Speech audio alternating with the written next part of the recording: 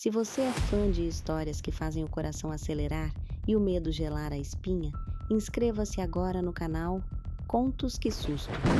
Prepare-se para uma viagem ao desconhecido, mas só continue se tiver coragem. Era o ano de 1960, em algum lugar do sertão nordestino do Brasil. Nessa época, era comum encontrar quadros nas paredes das casas, mostrando os rostos de familiares e crianças. Mas, por trás desses retratos aparentemente inocentes, havia uma história sombria, contada de geração em geração. Uma história que se tornou uma espécie de aviso para impedir que as crianças desobedecessem seus pais. Numa cidade pequena, durante uma romaria, uma família posava para uma série de retratos. Em frente a uma lona pintada com a imagem de Nossa Senhora Aparecida e ao lado de uma estátua de Padre Cícero, o Padim Cisso, as fotos eram tiradas por um fotógrafo com seu equipamento rústico e uma câmera lambe-lambe. Esses retratos, uma vez tirados, eram cuidadosamente emoldurados e pendurados nas paredes das casas. Na casa da minha avó havia 2 quadros, um com os rostos dos meus tios e outro com o rosto da minha avó e do meu avô. Minha tia, que havia se casado com um militar, raramente visitava minha avó, mas um dia ela trouxe sua filha, minha prima, uma menina mimada e desobediente, para passar um tempo na casa humilde de vovó, no sertão. A menina, acostumada com o conforto, logo se encantou com o amor e cuidado que minha avó lhe dava, e pouco se importava com a simplicidade ao seu redor. Naquela tarde, minha prima se divertia jogando farinha em um dos quadros na parede, quando de repente ouviu um som estranho, um psiu que parecia vir de dentro do quadro.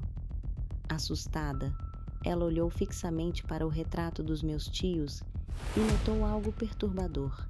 Havia 7 rostos de crianças desenhados ali, mas ela sabia que tinha apenas 6 tios.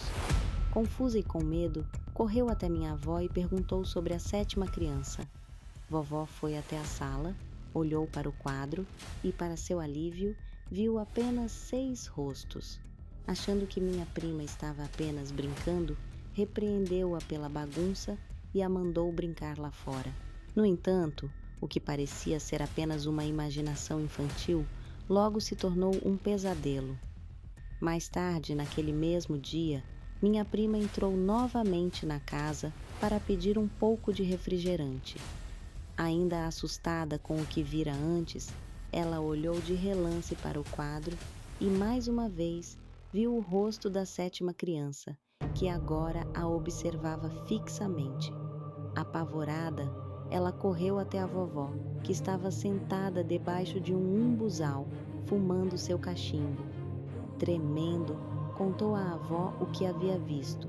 Minha avó, com um semblante sério, revelou que aquela poderia ser a alma do seu primeiro filho, que morreu afogado no açude, após desobedecer uma ordem dela. Era um menino malcriado e desobediente, por isso teve um fim trágico, disse minha avó com pesar. A noite chegou e minha prima não conseguia esconder o medo que sentia. Pediu para dormir no quarto junto com a avó. Vovó concordou, mas disse que a menina dormiria na rede, enquanto ela ficaria na cama. A luz fraca do candeeiro mal iluminava o quarto, projetando sombras assustadoras nas paredes. Quando o relógio marcava meia-noite, um som familiar a fez estremecer. Psiu! Mais uma vez ela chamou a avó, que, cansada, disse para ela parar de imaginar coisas e ir dormir. Tremendo de medo, minha prima se escondeu sob o lençol na rede, quando de repente sentiu algo balançar a rede. O pavor tomou conta dela. Sua voz ficou presa na garganta, incapaz de gritar. Tomando coragem, ela olhou para ver se era sua avó, mas o que viu fez seu coração quase parar. Uma criança, sem camisa, com os cabelos molhados, estava ali, balançando a rede. Vamos no açude, disse a criança com uma voz fria e distante.